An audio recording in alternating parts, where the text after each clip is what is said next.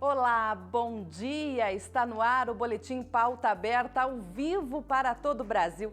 Semana começando, hoje segunda-feira, 17 de agosto. É bom estar na sua companhia. Agora 8h48 pelo horário de Brasília.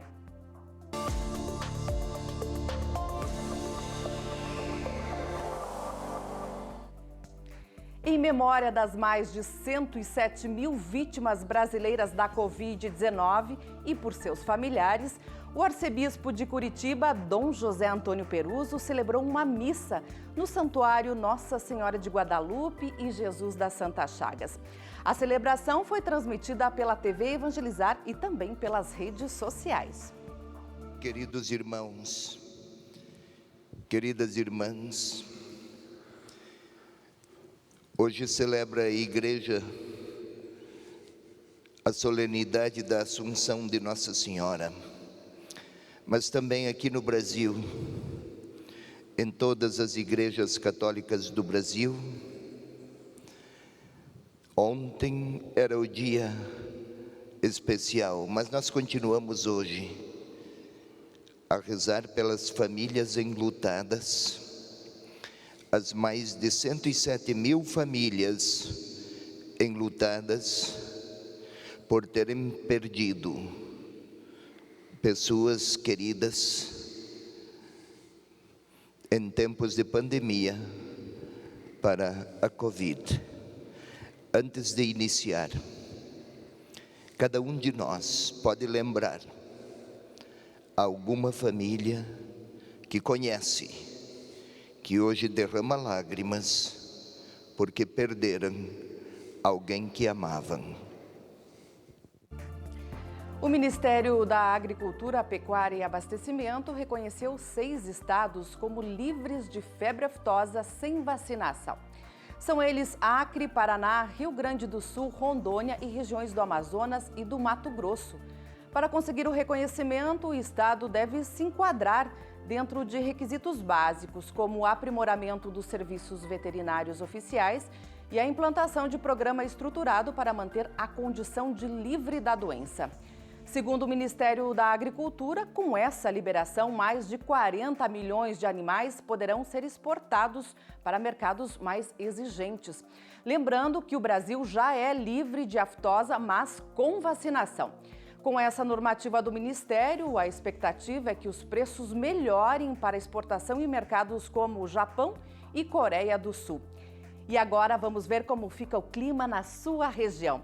A semana começa com nebulosidade alta em todo o sul do país. Há risco de chuvas intensas e também da chegada de uma massa de ar polar que vai baixar a temperatura. Tem possibilidade de neve na região da Serra do Rio Grande do Sul e Santa Catarina. Confira a previsão do tempo para outras regiões.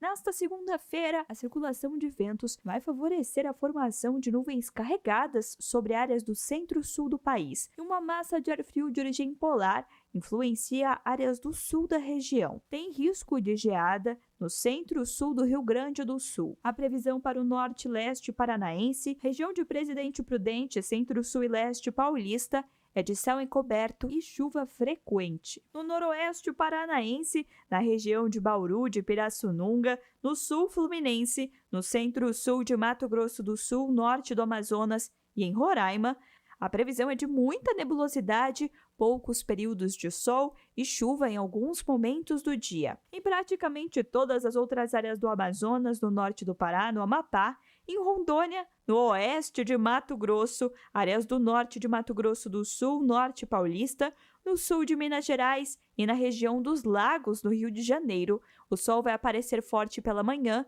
e chove em forma de pancadas a partir da tarde. No leste da região nordeste do país, chove de forma passageira. Já nas demais áreas do Brasil, a previsão é de sol forte, ar seco e nenhuma chuva. O sol deve aparecer entre muita nebulosidade apenas no norte e leste de Santa Catarina. A mínima prevista em Porto Alegre é de 8 graus e a mínima é de 24 graus em Rio Branco, Manaus e Fortaleza. A máxima prevista no Rio de Janeiro é de 27 graus e a máxima é de 32 graus em Brasília.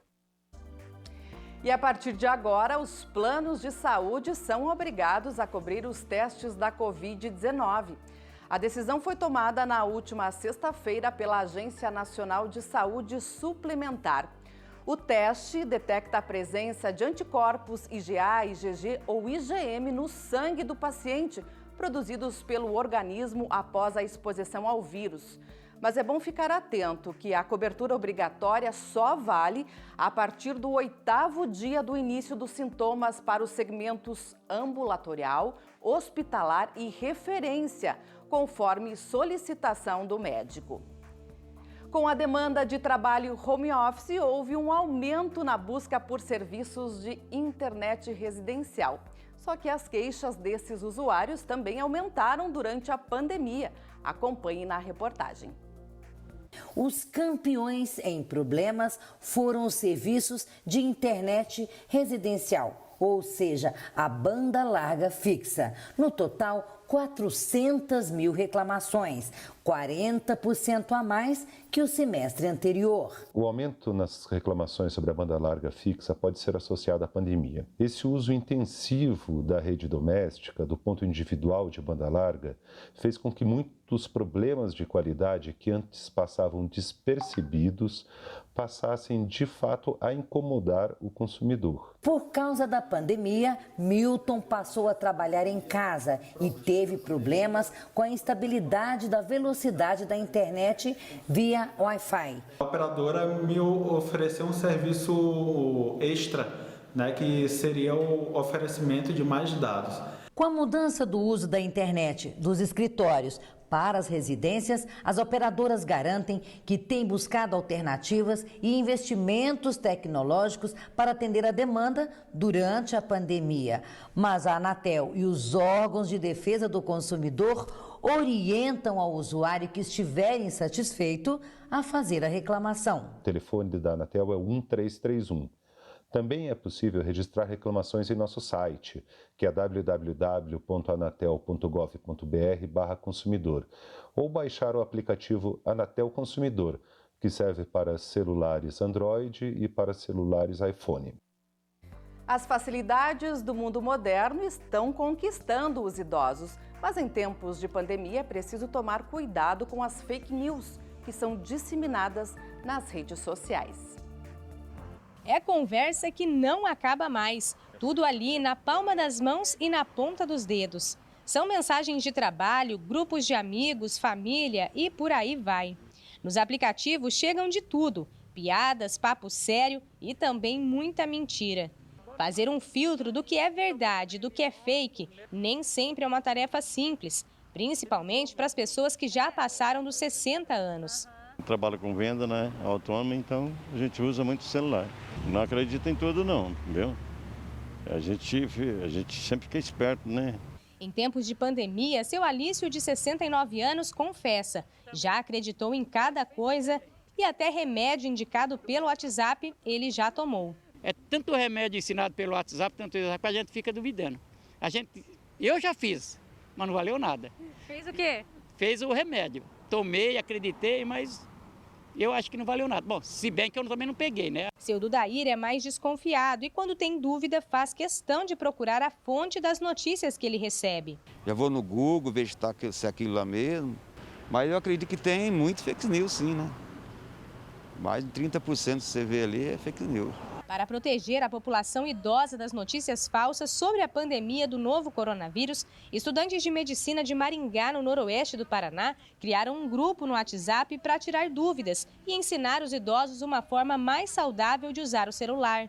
Afinal, acreditar em qualquer coisa pode colocar a vida deles em risco. O idoso pode receber uma mensagem e achar que a pandemia é uma coisa estrondosa, que todo mundo vai morrer, que é um apocalipse, que o mundo vai acabar. E ele entra em uma profunda depressão, fica desesperado, achando que não existe mais chance das coisas melhorarem. Ou ele também pode acabar achando que a pandemia é uma mentira, que aquilo não existe e que é tudo um mito, que estão fazendo isso para destruir alguém ou alguma coisa, e dessa forma eles acabam ficando displicentes, saem na rua, não usam máscara, acham que a pandemia não vai afetar eles, e tanto isso quanto achar que é o fim do mundo acabam afetando do mesmo jeito, ou seja, psicologicamente, ou seja, acarretando que esse idoso fique doente. A ideia de trabalhar as fake news entre os idosos surgiu na Faculdade Evangélica de Curitiba e se espalhou para outras universidades. No grupo, os estudantes tiram dúvidas e enviam materiais explicativos sobre a doença. A gente trabalhou com eles sobre como que eles poderiam identificar o que é uma fake news ou o que não é. Alguns sinais que auxiliam. Se a manchete é muito sensacionalista ou não, ou se eles receberam essa mensagem simplesmente encaminhada, ou se ela vem vinculada a um link, a alguma fonte confiável, se é algum site do governo, se é da OMS, se é de alguma universidade respeitada. E a gente foi filtrando isso com eles, fazendo vídeos com áudio, explicando como que eles podem identificar, como que eles podem saber se aquela pessoa que está falando tem alguma credibilidade ou não. Dona Terezinha é uma das participantes e aprovou a ideia. Esse grupo é muito bom para quem não entende muito, assim, como eu também não entendo muito bem, fica bem esclarecido. Não só os idosos, mas todos nós devemos conferir aí a veracidade das informações e ter cuidado com a fake news. E o Boletim Pauta Aberta fica por aqui. E hoje, não esqueça, tem Noite de Louvor ao vivo para todo o Brasil aqui pela TV Evangelizar a partir das 7 horas. Você não pode perder. Agora acompanhe o programa Com a Palavra. Uma ótima semana para todos. Fique bem, fique em paz. Tchau!